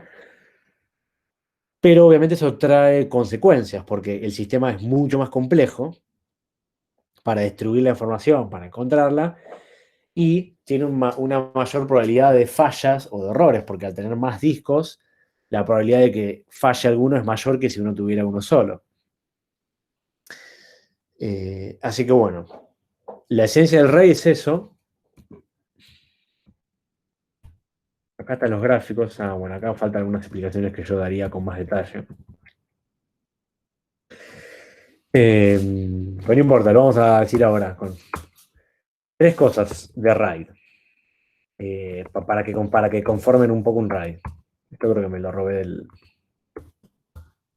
No, bueno, que me lo robé, digamos. Primero, o sea, muchos discos físicos que son vistos como un disco lógico, ¿sí? O sea, el sistema operativo, en alguna capa, y obviamente el usuario y la aplicación, lo ven como si fuera un único disco, ¿sí? Eso es lo primero que tiene que pasar, digamos, para tener un esquema RAID. La segunda regla que tiene que pasar es que la data esté distribuida. Vamos a escribirlo ya acá en criollo, digamos, ¿no? El término a veces en inglés es stripped, ¿no? Esto es un poco de data en un disco, otro poco de data en otro disco, ¿no? Es la gracia, ¿no? Para que esto funcione así. Y lo tercero es que haya, no necesariamente porque es un deseo, sino porque es una consecuencia de lo anterior, cierta redundancia. Esas son las 3 reglas de todo RAID que se precie, aunque como siempre pasa, hay algunas excepciones. Pero en líneas generales, estas son las 3 cosas que definen a si yo tengo un esquema RAID, ¿sí? ¿Por qué redundancia? Porque la redundancia no está pensada para poder hacer lecturas más rápidas o escrituras más rápidas, sino que se hace porque si yo tengo más discos, tengo mayor probabilidad de fallas, ¿ok? Entonces, ¿cómo se intenta aminorar ese problema? Bueno, genero redundancia de datos. La redundancia es tener más datos de los que necesito, tener copias de los datos o algún tipo de información extra que no es parte del dato, pero que, ya sea porque es información extra o porque es una copia, me permite reconstruir un posible dato que yo haya perdido si ese disco se rompió o falló. ¿Está bien? Por eso genero redundancia, porque como al tener más discos tengo mayor probabilidad de fallos, lo compenso teniendo más datos, ¿sí? Para entonces poder reconstruir lo que falte, que obviamente no va a ser una estrategia perfecta, pero en ciertos niveles va a poder tener un cierto grado de tolerancia a fallos, ¿sí? Ahora, una vez que yo tengo redundancia, dependiendo del tipo de redundancia que tenga, tal vez eso me dé algunas ventajas de velocidad, pero el objetivo inicial no es tener velocidad para la redundancia. El objetivo de la velocidad está acá, está en esto. Muchos discos y la información distribuida, ¿sí? Y la redundancia aparece para aminorar el problema de los fallos y tener una mayor tolerancia a fallos, ¿sí? Entonces, estas son las 3 reglas un poco de lo que conforma un RAID, ¿no? Tengo un RAID si tengo estas 3 cosas, ¿sí? Después en el libro lo van a encontrar mejor escrito, pero la esencia es más o menos esa.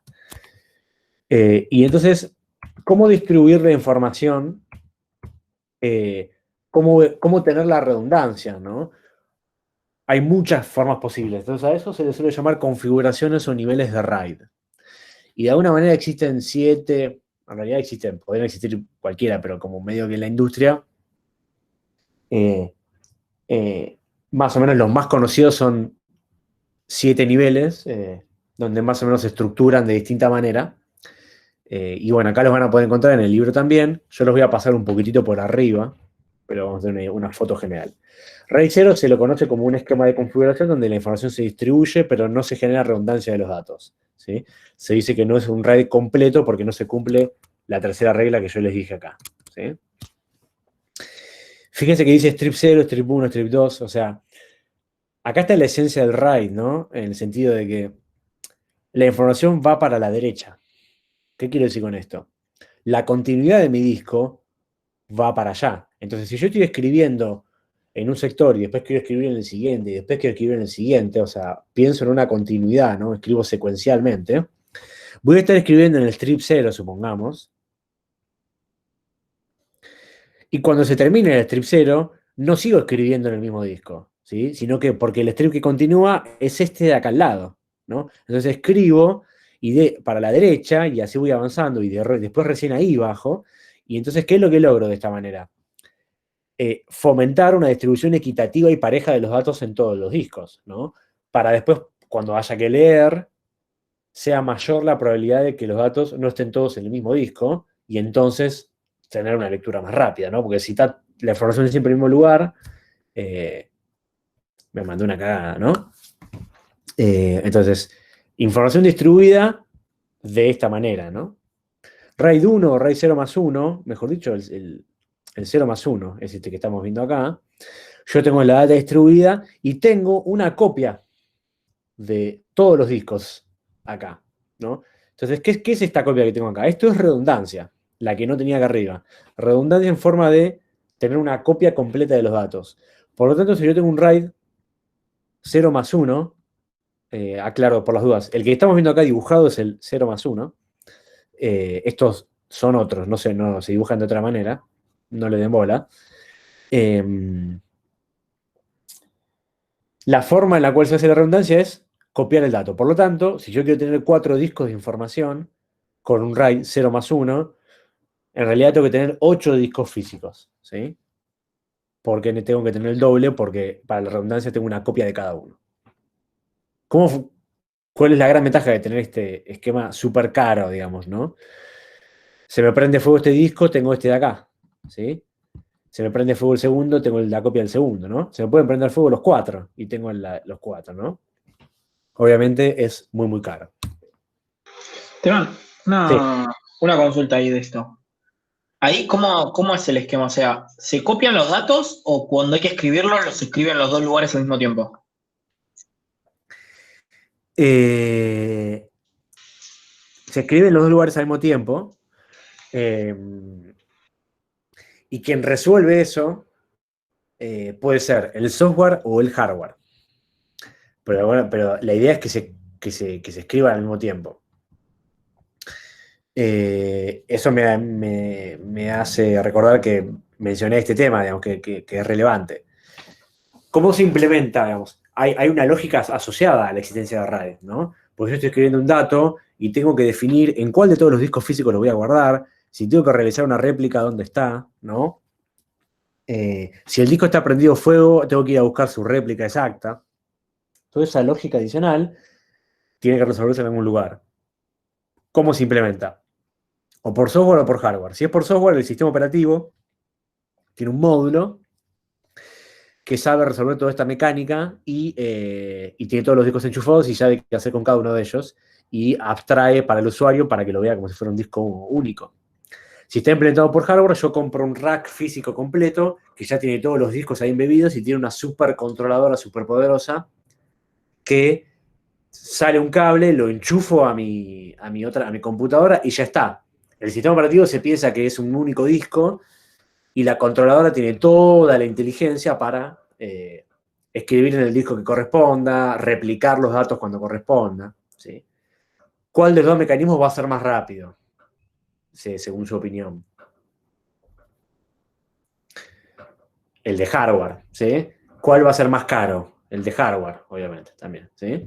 ¿Cuál va a ser más versátil? Y el de software, tal vez, porque yo puedo enchufar discos distintos y por software trabajarlos como si fuera un único disco de RAID, ¿no?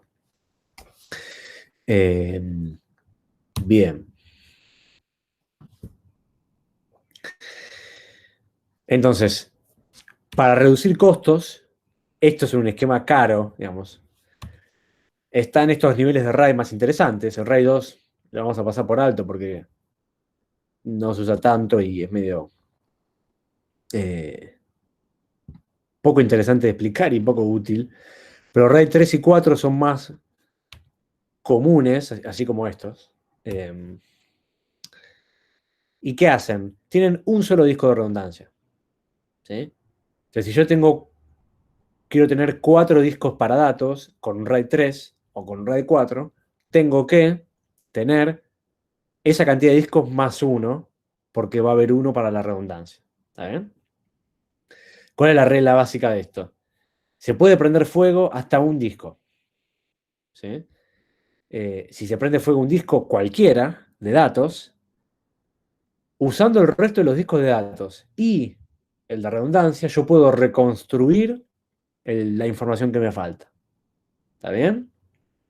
Tanto con el RAID 3 como con el RAID 4 y con los que vienen también. ¿Cómo es esa fórmula loca de reconstrucción? No es muy relevante para la cursada, la pueden ver en el libro. El ejemplo más sencillo que muestran hace operaciones de bits. Pero la mejor manera que yo tengo para explicarlo es la siguiente. Imagínense que es una ecuación matemática, porque al final del día, cuando lo muestran en la operación lógica de bits, es exactamente eso. Lo que terminan haciendo estos esquemas es hacer una operación matemática, por ejemplo, un bit de paridad, ¿no? Que tiene 4 variables. Esta combinada con esta, combinada con esta, combinada con esta, una por cada disco, y da como resultado esta banda que hay acá a la derecha, ¿no? Entonces, esto operado con esto, operado con esto, operado con esto, igual a la banda esta que esté acá a la derecha de redundancia. Entonces, ¿qué genera eso? Si se me prende fuego este disco de acá, es como si yo tuviera una ecuación con una incógnita y después tengo estas dos variables que tengo los valores y el resultado también. Entonces es cuestión de despejar. ¿Sí? Así funciona. ¿Sí? Obviamente, cuando se me prende fuego dos discos, ya está. Tengo una ecuación, dos incógnitas, nos vemos en el infierno. ¿Sí? Lo mismo aplica para el RAID 4. La diferencia entre RAID 3 y 4, después véanlas un poco en el libro, pero en esencia, uno de ellos tiene bandas más grandes, y está pensado para manejar peticiones concurrentes a cierta velocidad, si no recuerdo mal, y el RAID 4 maneja las peticiones más en serie, tipo de a una a la vez, pero con una tasa de transferencia más rápida. Entonces, mientras es más probable que atienda los pedidos de a uno, pero muy rápido, los va a atender no tan rápido como el 4, pero muchos en paralelo, ¿no? Les dejo un poco para que lean cómo se logra eso, ¿no? Pero tiene que ver un poco con los tamaños de las bandas, acá son chicos y acá son grandes, y también tiene que ver con cómo funcionan los cabezales acá y cómo funcionan acá. En este están sincronizados todos, van todos para el mismo lugar, y en este son independientes, en el 3 son independientes. ¿Sí? Una consulta, en el Sí. 3, el extra, tendría que tener el de tamaño por lo menos la suma que todos los otros, ¿no? Porque si no, no te entra, ¿o sí? No, porque si no tendrías la misma cantidad en discos de Si no redundancia. sería lo mismo que Está buena la pregunta. Se suele usar mucho la fórmula de bit de paridad. Entonces, en realidad, vos no necesitas un tamaño que sea la suma de todos los otros, porque lo que se hace es calculás el bit de paridad de este valor, de toda esta franja, esto te da un bit y lo pones acá. Calculás el bit de paridad de la franja del segundo disco y lo pones acá. ¿Se entiende? Entonces no necesitas la suma de todos estos. Solo necesitas un bit por cada franja, por ejemplo. Entonces, son algoritmos de redundancia donde vos generás cierto código, pero que ocupa muchísimo menos espacio que el valor sobre el cual generaste el código, ¿no? Está bien, así tiene sentido Claro, exactamente. Otro ejemplo podría ser una función de hash, ¿sí? Cuando vos calculás un hash sobre un archivo, el resultado es un valor que es mucho más chico que el archivo sobre el que calculaste el hash, ¿no? Y al mismo tiempo es medio único, ¿no? Más o menos. Entonces ahí está un poco el tema, digamos. Bueno. Y bueno, otras configuraciones, RAID 5, RAID 6. Optimizaciones sobre lo anterior. Es como un RAID 4, pero con la diferencia de que, fíjense, el disco de redundancia, que en tamaño es uno solo, no está todo junto en un solo lugar. No hay un disco dedicado exclusivamente a redundancia, sino que la redundancia está distribuida en todos los discos, aunque la cantidad de redundancia que vos tenés es equivalente a un solo disco también. ¿Se entiende? Estos que vemos en gris son la redundancia. ¿Cuál es la ventaja de esto? Acá tenemos un cuello de botella, ¿no?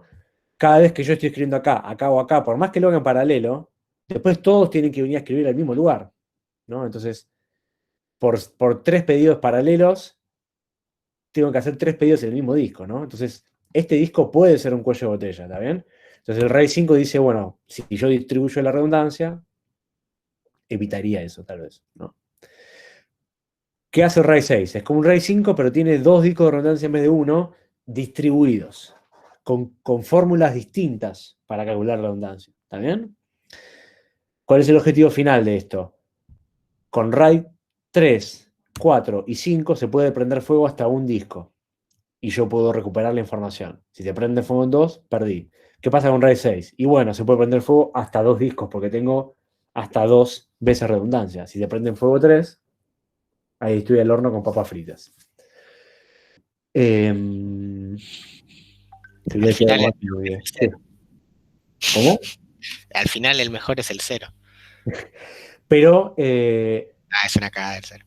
no tenés redundancia, tenés la máxima velocidad, pero tiene que ser para estrategias de tipo caché, donde la información, si la perdés, no pasa nada, por ejemplo. Una cosa más que quería decir es de esto. A ver qué era que me había olvidado. Sí. Acuérdense que la redundancia es porque tengo mayor tolerancia a fallos, ¿no? Entonces, ¿cuál es el objetivo? Que el sistema siga funcionando a pesar de un fallo, pero sigue siendo una situación temporal. O sea, el sistema no debería seguir funcionando si un disco se prende fuego, reconstruyendo la información, porque obviamente hay más overhead ahí, ¿no? La idea es, el sistema se banca un fallo, se prende una alarma y tiene que venir alguien para en algún momento poner un disco nuevo, ¿no? Para que vuelva a tener los 5 discos o los 6 discos, ¿está bien? Pero no es algo que se espera que sea permanente, ¿no? Es una tolerancia a un fallo eventual que se tiene que resolver en el corto plazo, ¿no? Es como que te pincha la goma, pones la de auxilio y decís, ya estoy, digamos, ¿no? Y seguís. No. ¿Qué es lo que dice la recomendación? Ponés la de auxilio y vas derecho al taller, ¿no? Bueno, acá lo mismo. Bueno, bien. Y de esta manera, en lo que probablemente sea la clase express más corta de mis 10 años como profesor, y no estoy haciendo un chiste, es real, medio que llegamos al final. Un poco porque este tema no lo explicamos, no lo vamos a tomar en el parcial, otro poco porque hace mucho frío, y porque ya tengo una PPT y normalmente no la tengo. Increíble, ¿no? ¿Qué opinas, Fede? O sea, fue todo muy rápido. ¿Qué hacemos? O sea, ¿la explico de vuelta toda la clase por las dudas? ¿Qué opinas? No sería mala idea, ¿no? Para ver si quedó claro, por lo menos. Pero de atrás para adelante, ponele, ¿no? Sí, sí. O que la den ellos a la clase a ver si me dieron. Hay tiempo. En vez de hacer un Esa puede examen. ser, ¿no? El que responde bien se mantiene en cursar, el que responde mal tiene que recursar. Claro. Si recordás bien, Sí. suma puntos en el segundo parcial, que estuvo difícil. Claro, suma un puntito ahí. Otra forma de explicarlo podría ser al estilo Memento. ¿Vieron la película Memento? Si no la vieron, se la recomiendo. Vieja, pero es muy buena. Ves un pedazo del principio y un pedazo del final. Un pedazo del principio y un pedazo del final y se van como acercando a las escenas. Está muy interesante eso. Bueno, algún día voy a explicar la clase así. Calculo que cuando quiera que me echen. Porque obviamente no se va a entender nada. Pero la película está buena. A ver, ¿alguna duda que haya quedado sobre algo de todo lo que vimos de entrada-salida? Una cosa que no llega a notarlo es, Sí. viste que las pistas son como el anillo, el sector es el cuadradito y la pizza, digamos, la porción de pizza. Tiene, ¿cuál sería el nombre? ¿Qué es lo que no? Y después me mareé. Eh, Sector, si mal no recuerdo. Cilindro, sector, o sea, la pizza cortada por muchas pistas, acá estamos viendo, ¿no? Es el sector, o sea, la porción de pizza es esta que vemos acá, ¿no? Porción no tiene nombre. No, no tiene, la porción completa no tiene nombre. Ah, ok, eso. No tiene Ok, nombre. No tiene señal. nombre. Una rodajita de la porción de pizza es el sector, digamos. En este caso, por ahí la que tiene más mozzarella, ¿no? Ah, una pregunta. Sí. ¿Los sectores más cercanos al centro guardan menos datos que los más lejanos? Ah, interesante pregunta. No, lo que se hace es al revés. Los más lejanos guardan menos que el primero, o sea, tienen más espacio al pedo, digamos. Se privilegia que todos los sectores tengan el mismo tamaño para evitar quilombo y complejidad. Entonces lo que termina pasando es que los sectores más lejanos derrochan más espacio físico, digamos. Eh, eh, Al menos hasta donde yo había estudiado en su momento. Así que sí, va un poco por ahí. Pero sí, alto problema ahí. Bueno. ¿Qué más? A ver si hay alguna duda escrita. ¿Cuánto arte acá, eh? Díganme si no van a extrañar esto, eh. Vamos a firmar acá. Ahí va, la firma. Lo me dice que lo voy a tener que ver de nuevo, así que. Bueno, ¿cómo? Bien, ahí va. Bueno, veo que a algunos les gustó la serie. Bueno, cerramos un poquito la grabación, si les parece, si no hay más dudas, y nos quedamos igual unos minutos más para hacer un cierre, responder alguna otra duda. Adiós.